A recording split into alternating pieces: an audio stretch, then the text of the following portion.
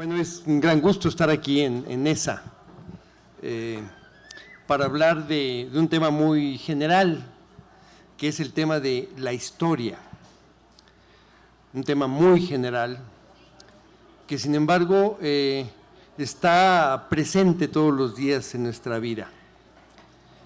Los jóvenes estudiantes de secundaria, a veces también de prepa, odian la clase de historia. La clase que sigue es historia, chin, dice. Ojalá que falte el maestro o algo por el estilo. Otros no, a otros les gusta, pero mucho depende del maestro. Pero hay esta idea falsa de que la historia es aprenderse fechas y aprenderse nombres de héroes o de antihéroes o de mediohéroes y saber más o menos qué hicieron y más o menos en qué fecha. Por eso es que resulta a veces tan aburrida la clase de historia, si el maestro es malo y se va por esa línea de repetirles batallas, repetirles acontecimientos, la convención fulana, la asamblea constituyente de tal año, el día en que hubo una batalla, el nombre del general que ganó la batalla. Y dicho así, pues tienen razón los alumnos que dicen, chin, sigue historia. No todos los maestros son así, afortunadamente. Hay maestros que sí aman la historia y que sí intentan contar la historia, como Francisco, mi compañero aquí de mesa, que fue durante mucho tiempo maestro en el CCH Oriente, su vecino, y él sí contaba bien las historias y sí tenía alumnos que les gustaban asistir a sus clases.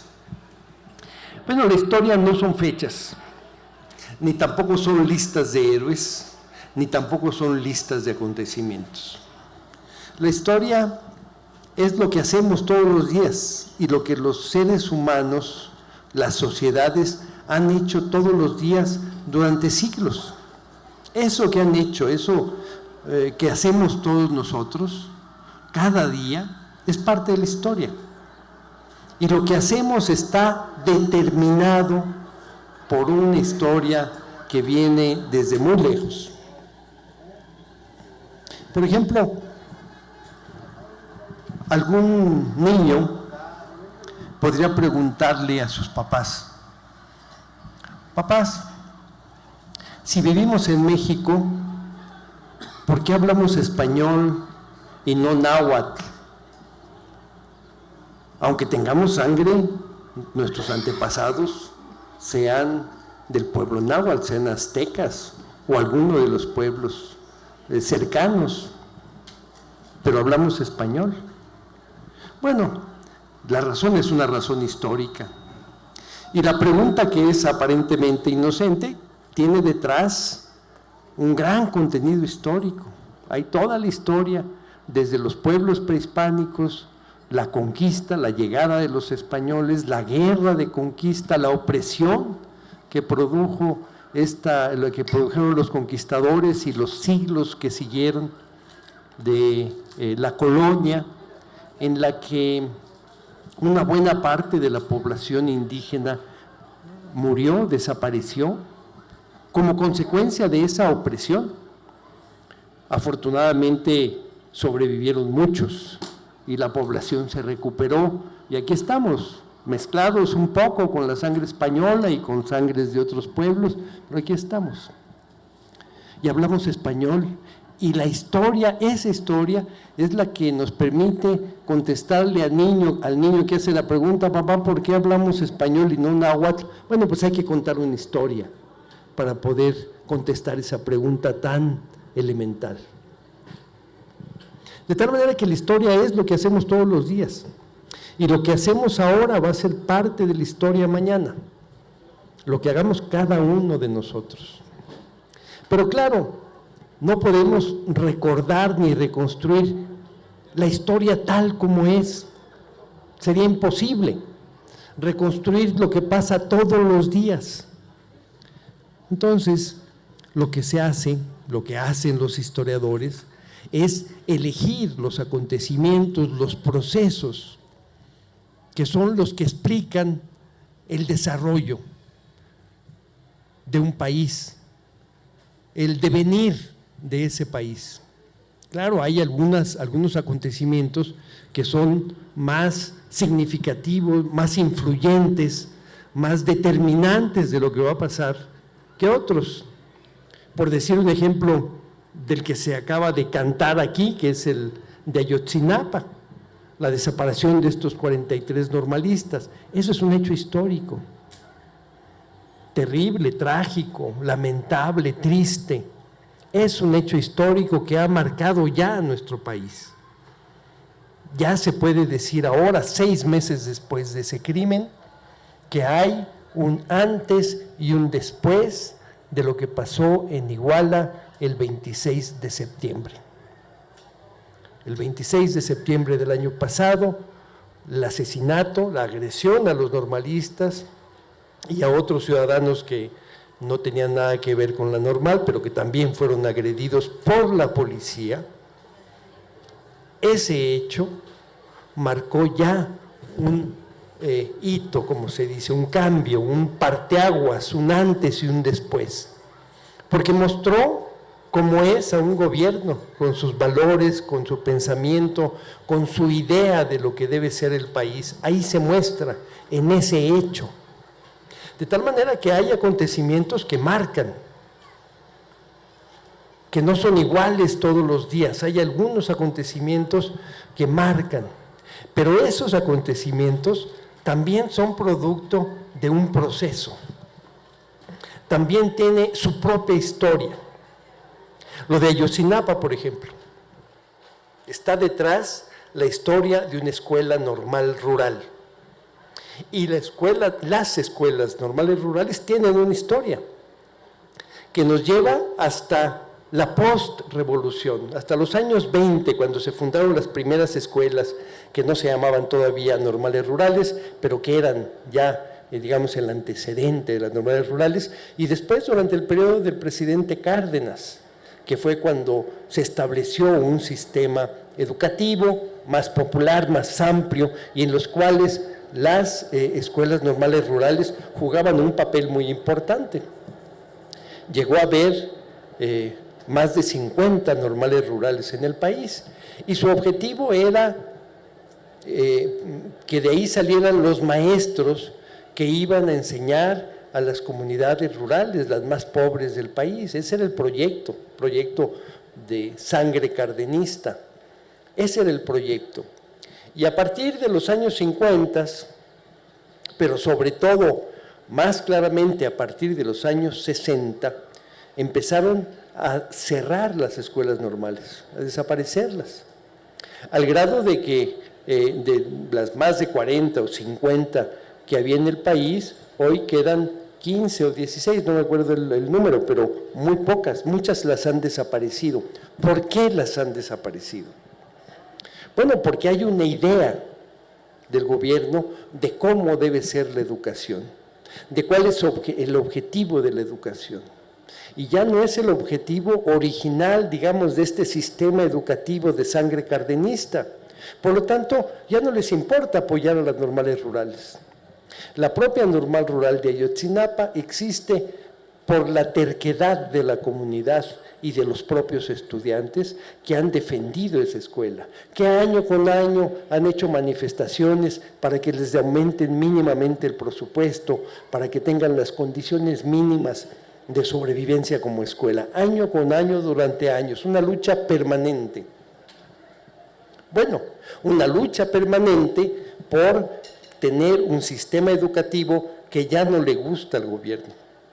No era la primera vez, por lo tanto, que las autoridades, la policía, había agredido a los estudiantes de la normal rural de Ayotzinapa. No era la primera vez. De tal manera que, como ese acontecimiento que hoy tenemos todos en la cabeza, que está presente, la desaparición de estos 43 muchachos, detrás de eso hay una historia, que hay que buscarla, hay que conocerla. ¿Por qué? Porque si no, no nos explicamos qué pasó el 26 de septiembre, por qué pensamos que hubo un hombre malo, que es la idea que quieren sentar como única historia, como una única explicación. Hay un criminal que estaba asociado con los cárteles de la droga, que era el presidente municipal de Iguala, y él, que es un pésimo hombre, y su esposa, que es igualmente mala y monstruosa, ellos dos son criminales y es culpa de ellos que hayan desaparecido estos 43 muchachos y que haya habido estos asesinatos. Bueno, esa explicación es la que les gusta y las que les resuelve al gobierno. No pueden ponerse a decir, en realidad desde hace mucho tiempo que estamos en contra de ese sistema educativo. Hace mucho tiempo que estamos haciendo una campaña permanente para desprestigiar a los maestros, para desprestigiar a las normales rurales, para desprestigiar a los maestros rurales. Hace mucho tiempo que queremos que desaparezcan porque son para nosotros, diría el presidente o diría el gobernador, son una lata. Eso es lo que tendría que investigarse. Ahí está la verdadera razón, la raíz de esa tragedia está en la política educativa, en la política económica del gobierno. Por eso no es casual que el gobierno federal, después del 26 de septiembre, se tardara 10 días en intervenir realmente la PGR para investigar lo que había pasado. 10 días. Cuando frente a situaciones como esa, lo más importante es reaccionar al día siguiente para resolverlo, para buscarlos, para encontrarlos. Pues no, ¿por qué no? Porque el gobierno federal quería que el tema desapareciera, que se hundiera, que quedara en un acontecimiento más de violencia de las bandas criminales, que quedara en un tema estrictamente estatal o, si es posible, municipal, que se resolviera y ya, de esa manera, y luego que pasaran los días, como pasa muchas veces cuando hay una tragedia de este tipo, que pasaran los días y se olvidara, mientras seguían haciendo sus discursos demagógicos de un futuro promisorio y luminoso para el país, cuando en la realidad les brincó ahí. Y lo que no esperaba el gobierno, lo que no esperaba es que los estudiantes de la normal, los padres de los muchachos desaparecidos y los padres de los otros muchachos no desaparecidos no se quedaron con los brazos cruzados. Y por lo tanto el tema no desapareció de la escena nacional, se convirtió en un tema permanente que todavía ahora, 6 meses después, sigue siendo una causa apoyada por mucha gente en el país y fuera del país. Se provocaron una crisis política que todavía no acaba. En estos días han salido, nada más como dato, no es que me parezca la verdad absoluta, pero nada más como dato, en últimos días han salido encuestas sobre la popularidad del presidente Peña Nieto, y en esas encuestas resulta que es el momento de menor popularidad, de mayor rechazo, no solamente de estos 2 años del gobierno de Peña, sino de los presidentes anteriores. Hay un enorme desprestigio. Y en buena medida es porque la sociedad, frente a un hecho como ese, como el de los 43 normalistas, frente a un hecho como ese, no se borró, no se quitó de la escena porque la sociedad era capaz de organizarse, de responder y de mantener el tema en primer plano. Eso es lo que ha sucedido. Desde luego hay otros temas que son parte de la historia, que son parte de la misma historia, aunque sea un aspecto distinto. Por ejemplo, el famosísimo caso que también ha hecho un escándalo mundial de la Casa Blanca de Peña Nieto y su esposa. Seguramente ustedes lo han oído o lo han leído. Se encontró una casa que era de la esposa de Peña Nieto, Angélica Rivero, una casa que cuesta 87 millones de pesos en las lomas de Chapultepec, en la Ciudad de México, que se construyó hace unos meses antes, se tuvieron unos meses antes de que empezara el gobierno de Peña, y esa casa era propiedad. Toda la historia empezó por un resbalón de Angélica Rivero, que en realidad se muestra lo que es y lo que piensa, porque salió en una revista, en la revista Hola, presumiendo que tenía una casa muy bonita, a donde se iban a ir a vivir cuando ya no pudieran seguir en Los Pinos, o sea, 6 años después, y entonces sale la foto de la casa. Es una casa increíblemente rica, increíble, ¿no? Absurda, ni siquiera creo que sea agradable vivir en esa casa, una casa llena de lujo y de espacios amplísimos, una sala como para 30 gentes, una cosa como este tamaño,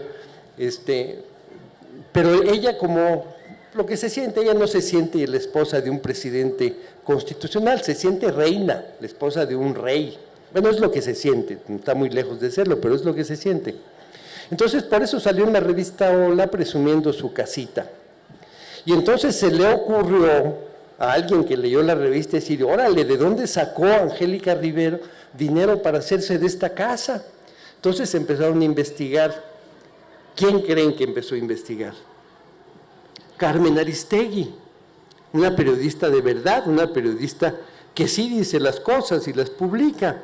Bueno, Carmen Aristegui hizo una investigación que puede hacer cualquiera, no se necesita ser agente secreto para saber a quién pertenece la casa, cuándo la construyeron, cuánto costó su construcción, quién dirigió la obra, esas cosas que cualquiera que se proponga lo puede averiguar.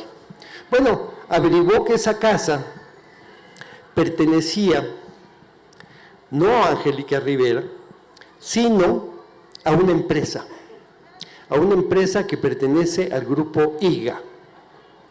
¿Y qué es el Grupo IGA? El Grupo IGA es un grupo empresarial que es el que ganó contratos millonarios durante el periodo gubernamental en el Estado de México de Peña Nieto. Millonarios contratos. Pero no solamente eso, sino que el Grupo IGA acababa de ganar el contrato para construir un tren que iba a costar 50 mil millones de dólares de México a Querétaro. Ese grupo era parte de otro grupo que había ganado la licitación. Entonces era muy sospechoso que la casa del presidente y su esposa estaba en nombre de una empresa que había recibido contratos multimillonarios cuando era gobernador del estado y que acababa de recibir un contrato multimillonario en ese momento cuando era presidente. La gente es mal pensada y entonces uno piensa, bueno, algo tiene que ver que esa casa esté a nombre de esa empresa que es la que acaba de ganar miles de millones en un contrato. Bueno, pero a lo mejor esa empresa legalmente ganó la licitación, o sea, el contrato, o sea, la competencia entre empresas porque ofreció mejores condiciones para construir el tren de México a Querétaro. Hay que pensar que es posible. Bueno, pues resulta que no había más que un participante en esa licitación, que era ese grupo. Entonces, en esa licitación, en ese concurso, ganó el concurso, ¿quién creen? El único participante, que era este grupo. Y este grupo era el que era el dueño de la casa construida para Peña Nieto y su esposa. Corrupción, por supuesto. Los mal pensados dijimos, ahí hay corrupción. Una casa de 87 millones que le van a dar al presidente y a su esposa a cambio de algo, de un contrato multimillonario. Bueno, ¿qué tiene que ver esto con Ayotzinapa? Sucedió al mismo tiempo.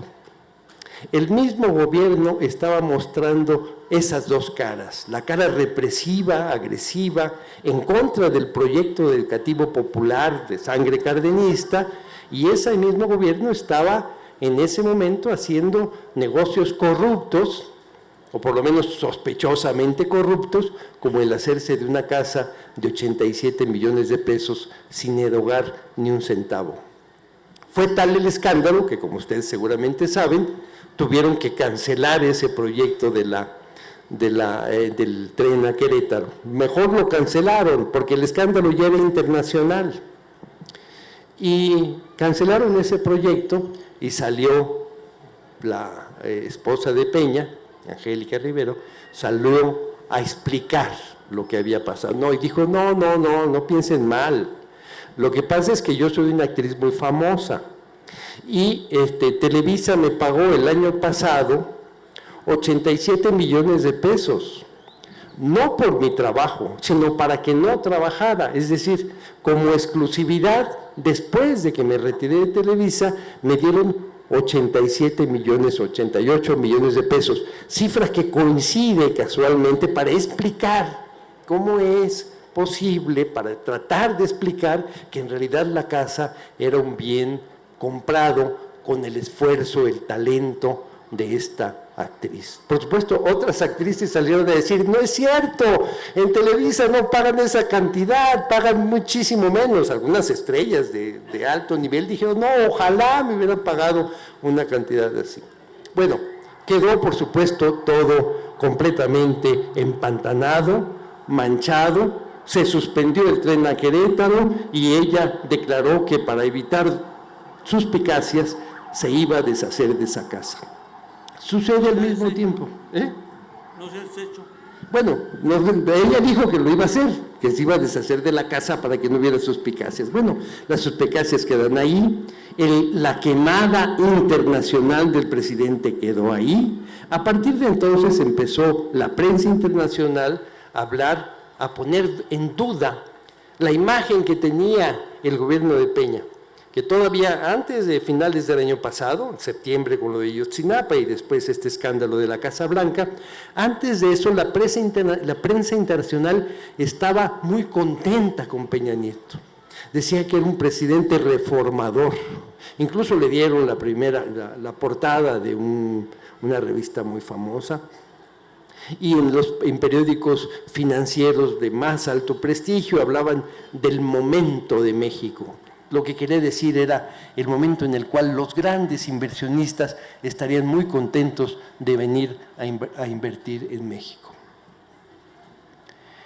Ese momento de México, esa euforia de la prensa internacional de reconocimiento al gobierno de Peña, se acabó.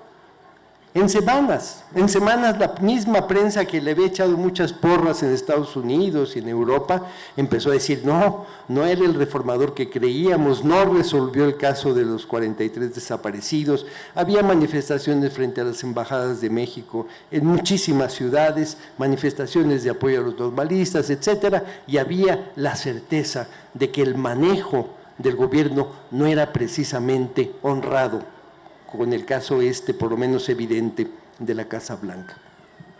Esa es la historia, así se construye la historia. Hay momentos en los cuales, digamos, la historia se condensa y se da cuenta de lo que realmente está pasando y tiene consecuencias en las semanas, meses y años posteriores. Lo que estaba pasando un año antes, desde que entró Peña a la presidencia, era esta imagen y esta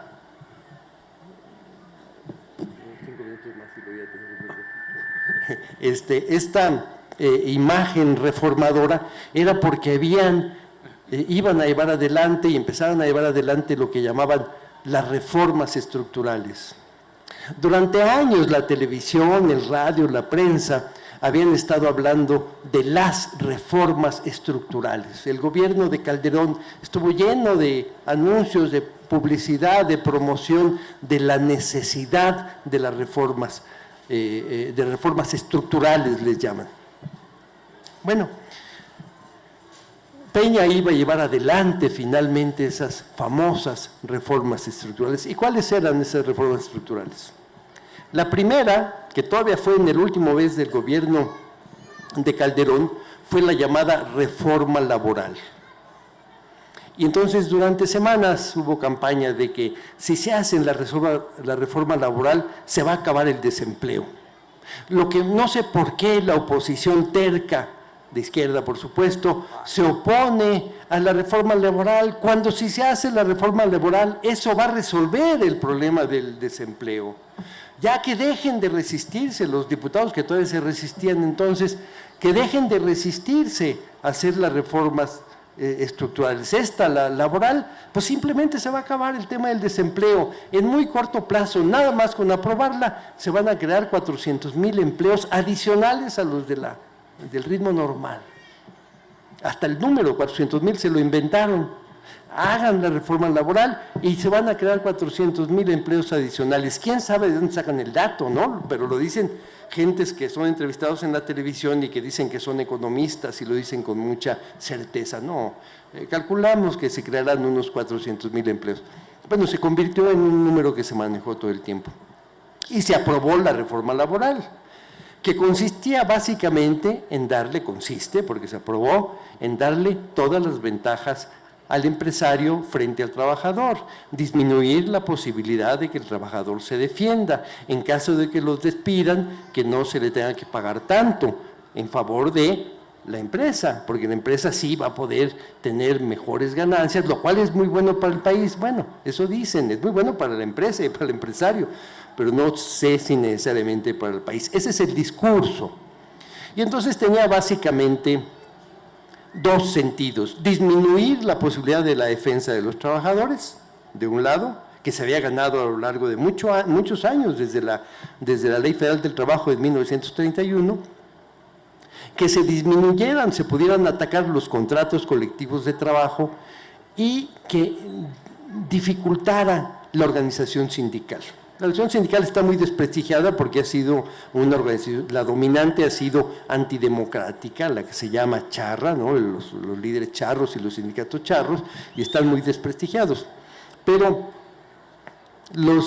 algunos empresarios, muchos empresarios no quieren ni siquiera sindicatos charros, no quieren sindicatos en lo absoluto, para que sea el trabajador directamente el que se enfrente a la empresa. Bueno, eso significa dar un paso atrás enorme en cuanto a terminar con el derecho con la contratación colectiva. Por supuesto, la contratación colectiva sigue estando en la ley, pero inventaron una cosa que ya la habían empezado a aplicar desde algún tiempo antes, que es una cosa que llaman, con una palabra en inglés, que es el outsourcing. El outsourcing famoso consiste en que una empresa contrata a los trabajadores y los manda a trabajar a otra empresa. Entonces, esta empresa no tiene máquinas para producir lo que sea, sino que esta empresa nada más es contratista, contrata a los trabajadores.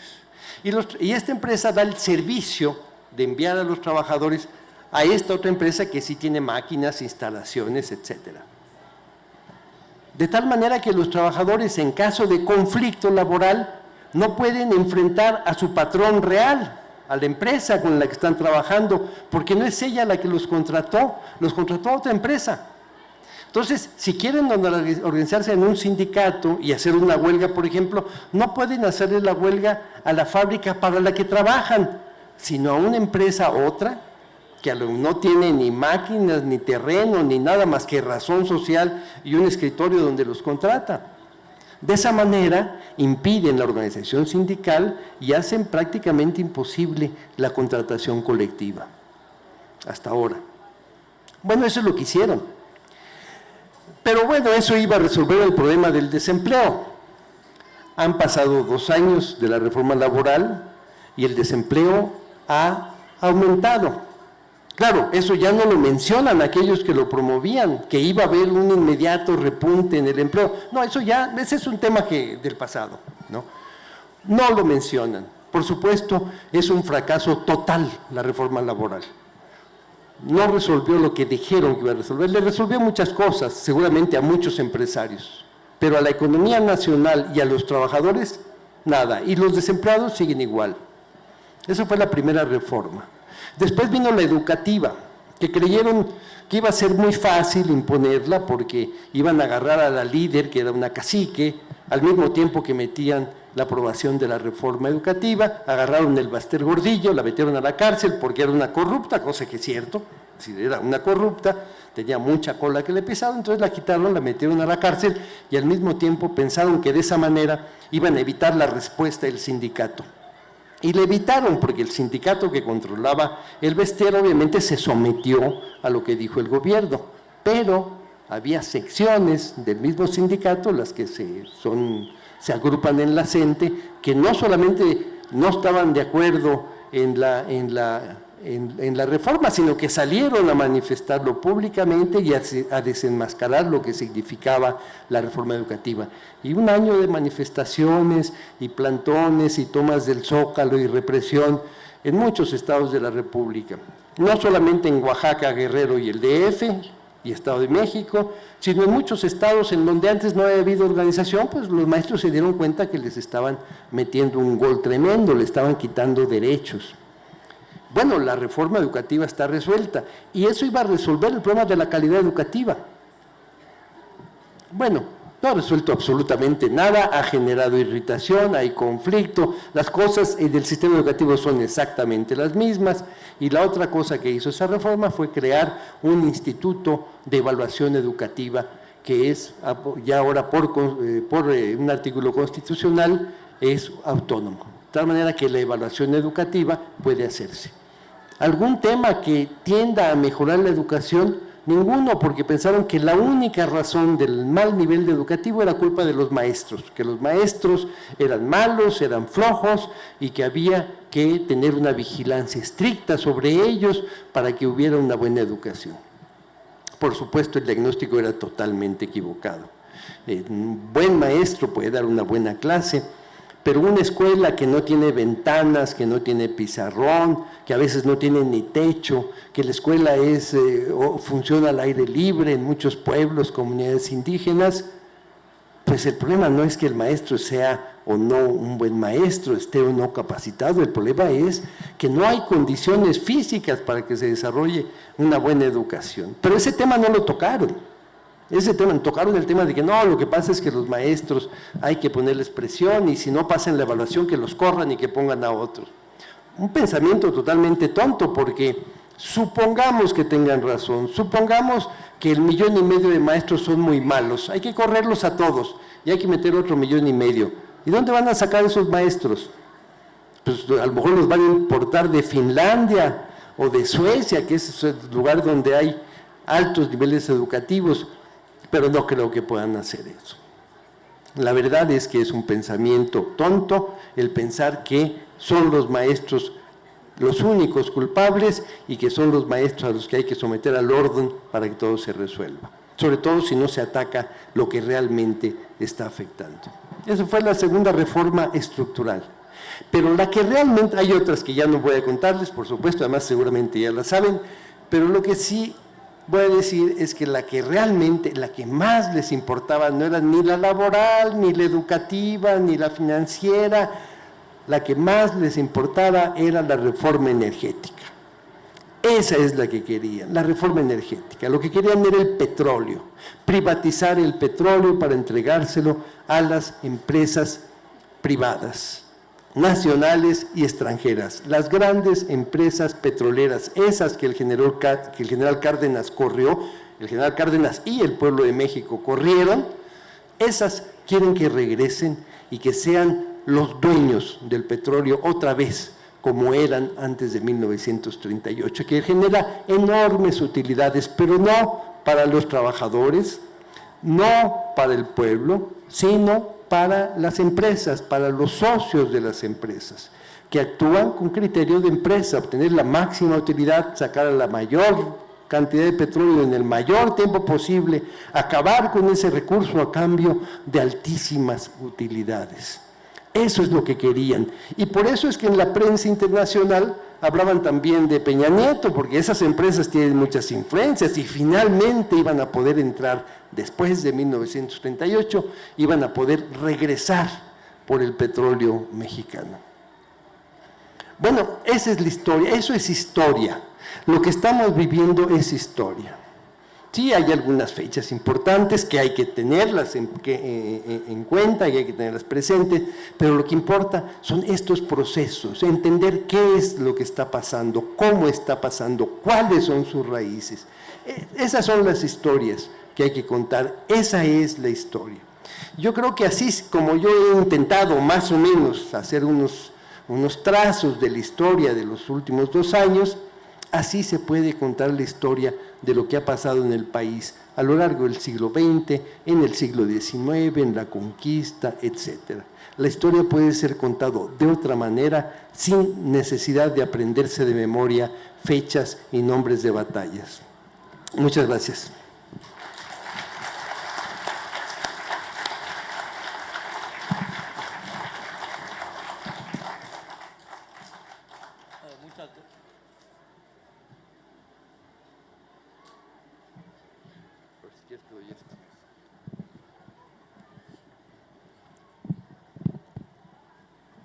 Bueno, muchas gracias a ustedes.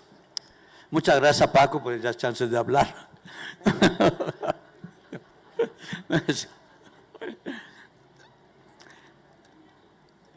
Ante todo, quiero decirles que uno de mis grandes orgullos, de los grandes orgullos de mi vida, es que mi carrera docente, dar clases, ha estado vinculado al oriente de la Ciudad de México y al Estado de México, a Ciudad de Nezahualcóyotl. 22 años di clases en el CCH Oriente y hoy doy clases en la UAM Iztapalapa. Entonces, toda mi forma de sentir y de pensar está vinculada con las necesidades y la forma de ser de la gente de Iztapalapa, de la gente de Nezahualcóyotl, de la gente de Iztacalco, de todas estas zonas. Y me da mucho orgullo haberlo hecho. Seguramente o probablemente entre ustedes, algún familiar haya participado en alguno de mis grupos. Tenemos del CCH Oriente, orgullosamente, mucha gente que participa ahora construyendo un proyecto o haciendo un esfuerzo por construir un proyecto diferente desde la época del ingeniero Cárdenas. Muchos alumnos del CCH Oriente se incorporaron a esa lucha. Y lo que Paco acaba de decir es la historia, pero esta es la historia que van a contar dentro de 10 años. Esto es lo que se va a decir dentro de 2, 3, y ahorita no lo dicen, porque la historia es un campo de batalla. Es un campo de batalla entre los que quieren contar la verdad y los que quieren distorsionar la verdad. Ya desde ahorita dicen, no, el gobierno de Peña no tuvo nada que ver. Si ya lo sabemos, si el procurador hubiera intervenido a detener al presidente de Iguala, cuando el presidente de Iguala había sido denunciado por asesinar a unos líderes sociales, probablemente no se hubiera dado la tragedia de los 43 normalistas. La responsabilidad del Estado hoy es clara, pero para adelante tienen escritores, tienen gente que se dice pensadores, que van a escribir la historia cambiándola, porque decir la verdad de los hechos históricos, en contra de las mentiras de aquellos que dominan el poder, de aquellos que tienen la riqueza y de aquellos que quieren manipular nuestro pensamiento, es, como les dije hace rato, hace un momento, es una batalla. Por eso, decir la historia es una lucha. Y podemos contar en torno de eso algunas cuestiones. ¿Saben ustedes por qué una avenida tan grande, sí conocen División del Norte, ¿verdad? ¿Por qué no se llama Pancho Villa? Porque el ejército no puede aceptar que un individuo que era analfabeto hasta 1911, que era bandolero, tuvo la capacidad de organizar el mejor ejército popular y derrotarlos primero en Torreón y luego en Zacatecas. Por eso, aunque en esa avenida está la estatua de Pancho Villa, no aceptan que División del Norte se llame Pancho Villa. Como no aceptan, pelean y mienten diciendo, no, la independencia de México no debe celebrarse el 16 de septiembre, debe de celebrarse el día en que Agustín de Iturbide, coronel del ejército realista, o sea, partidario de los españoles, entró a la Ciudad de México. Bueno, sí es cierto, ¿no? Agustín de Iturbide entró a la Ciudad de México el 27 de septiembre de 1821 y nosotros celebramos el Día de la Independencia el día 16. ¿Por qué? Porque el día 16 fue el día que Hidalgo, cuyo sentimiento y su proyecto y su interés estaba en resolver los problemas de los indígenas, de los campesinos, de la mayoría de la población mexicana, inició la lucha. Pero Iturbide era un ejército que se había dedicado a perseguir a los insurgentes. Iturbide había estado subordinado a los generales españoles. Había realizado grandes matanzas de insurgentes. Tenía el mérito, entre comillas, de haber capturado a las esposas de los insurgentes y decirles, si ustedes no se retiran de la guerra, no voy a soltar a sus esposas ni a sus hijos. Por esa razón, no festejamos el Día de la Independencia el 27, porque Iturbide engañó con una falsa independencia, porque él se quería ser emperador. Y entonces, apoyado en los ricos, apoyado en los mismos que condenaron a muerte a Hidalgo y a Morelos, Iturbide hizo una falsa independencia del país. Fue 2 años después, cuando los que quedaban de insurgentes se organizaron, tiraron a Iturbide y establecieron la República, cuando podemos decir que México fue ya independiente. Esa es una batalla por la historia. O la negación de los héroes populares. Seguimos con la independencia. Muchos sabemos, ya no enseñan historia en la escuela, y no le enseñan porque tienen que decir cosas como estas que no les conviene a los poderosos. Pero bueno, cuando Hidalgo asaltó un almacén que se llamaba en aquella época Alhóndiga en Guanajuato, estaban muy bien parapetados los españoles, las murallas, los muros eran muy altos, tenían mucho parque, tenían una puerta muy firme, y entonces un minero, cuyo nombre solamente se conoce es su apodo, el Pípila, se puso encima una losa y a pesar de los balazos que le tiraron, llegó y le prendió fuego a la puerta de la alhóndiga del almacén. Y entonces pudo entrar el ejército de Hidalgo y vencer a los españoles. Ahora hay toda una argumentación para decir que el Pípila no existió. Como también hay una argumentación para decir que los niños héroes no existieron. Para negar todas las cosas que el movimiento social, el movimiento popular, el pueblo realiza. Por eso lo que cuenta Paco, esperamos que lo escriba, o que lo escribamos muchos, y que lo difundamos y que impidamos que hacia el futuro mientan, como mienten sobre tantas otras cosas de la historia de nuestro país. Nos quieren engañar, nos han engañado, nos han contado de que el emperador austriaco que trajeron, ese de las barbas, con una señora emperadora que le llamaban, emperatriz que le llamaban, se llamaba Carlota, tenía como 20 nombres Carlota Amalia, quién sabe qué, etcétera, había votado el pueblo de México para que viniera a gobernarlos. Cuando todos sabemos, cuando ya se sabe en la historia, que fue una conjura entre algunos curas, entre algunas de las gentes que se sentían de la nobleza mexicana, desde luego de los ricos y los poderosos, para traer a un emperador extranjero a que nos mandara. Y todavía mucha gente cuando ve a los reyes y a las reinas, dicen, ay, qué bonitos se ven, qué bien se visten, qué alhajas tienen. Pero esa vestimenta y esas alhajas son a costa del trabajo de la gente. Es el trabajo que se ha materializado y del cual ellos se han apropiado.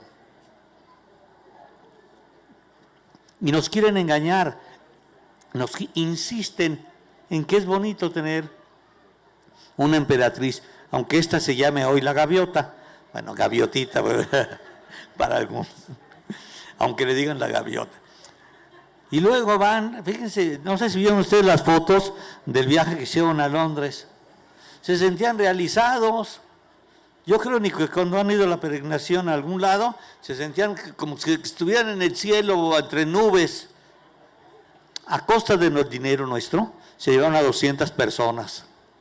Por eso tienen un avión que costó 7,000 millones de pesos, que equivale a 2 veces el presupuesto de la delegación Iztapalapa al año. Eso les costó el avión. Y ahí lo tienen guardado. Ahora imagínense el mantenimiento que le cuesta darle. Pero esto no lo dicen los historiadores. Esto no lo dice la televisión. Nada más los presenta con su trajecito de pingüino, su corbatito de moño, ya ella vistiendo junto con sus hijos vestidos de 100,000 pesos. Vestidos que se los hizo, no sé, yo no conozco mucho de esos, Dior, Dolce Gabbana y esos, la mayor parte de ellos modistas muy famosos que venden muy caras sus prendas. Eso no lo cuentan. Y no cuentan que fue Calderón el que ordenó esto. Y no cuentan que Calderón inició la guerra contra el narco, entre comillas, para impedir que siguiéramos protestando por el fraude que le había llevado a la presidencia, para que sacando el ejército a la calle, la gente ya tuviera temor de manifestarse y rechazara el fraude con el que llegó a la presidencia. Eso no se dice. No, sí llegó ganando con poquito, son 56 10,000.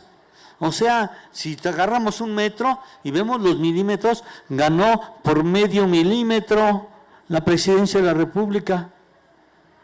Eso lo dicen ellos, pero ¿cómo llegamos a esta conclusión? Muy sencilla. ¿Cuántos votaron?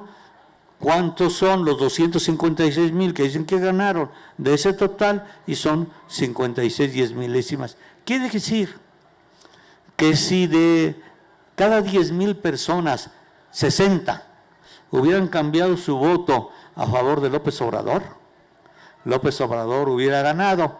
Yo creo que ganó de todas maneras, pero no nos lo reconocieron. Y entonces, como les costaba mucho trabajo mentir, como la gente no iba a creer que había ganado por mucho Calderón, le pusieron, bueno, pues ganó por medio milímetro. Ahí están las batallas de la historia. Esa es la historia que nosotros necesitamos decir, que necesitamos contar, por las que necesitamos luchar todos los días y difundirlos permanentemente. Esta es la labor que Paco Taibo, su esposa Paloma Tejero, su hija Marina Taibo y amigos que somos de ellos como Paco Pérez Arce y su servidor, junto con muchas gentes, Pedro Salmerón y otros compañeros, nos hemos echado a cuesta para escribir folletos, libros que sean accesibles para que ustedes conozcan la realidad de la historia de México, para combatir las mentiras, porque ellos tienen grandes editoriales, tienen grandes farsantes. Hay un cuate ahí que se firma como Catón, que tiene un librote así, que claro, lo venden caro y lo venden para la clase media a la cual le gusta que le engañen. Pero a alguien le puede comprar un libro de 400 pesos con las mentiras que dice el señor Catón, o con los cuentos mal contados de Francisco Martín Moreno, esa no es historia. Por eso, para leer a libertad, la Brigada para Leer en Libertad se ha propuesto realizar este trabajo desde hace varios años. Y gracias a ellos estamos con ustedes tratando de explicarles cómo son las batallas por la historia. Gracias.